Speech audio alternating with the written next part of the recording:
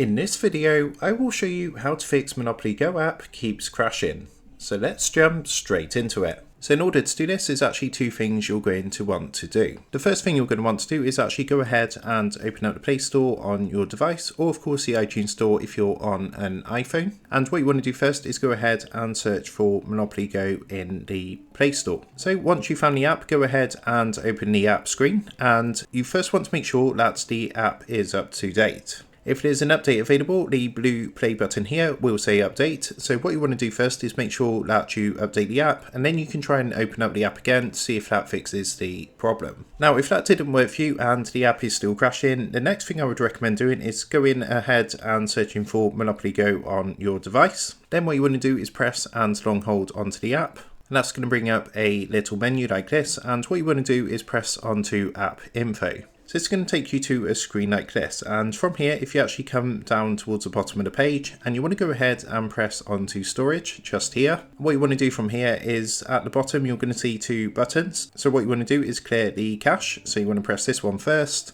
then you want to go ahead and clear data. So that's going to come up with a pop-up. Just go ahead and press delete to clear your data, and once that's done, again open up Monopoly Go, and that should now be working absolutely fine. If it's still crashing, then chances are there's a problem with the actual app itself. There could be some maintenance work going on with the app. So if that's the case, what you would need to do is just wait some time, give it sort of an hour or two, try again, and you should now be able to play Monopoly Go. So that is how to fix Monopoly Go app keeps crashing. I hope this quick tutorial did help you out today, and if this did help you out, I would really appreciate it if you was to consider dropping down below the video, leaving a like, and also subscribing to the channel.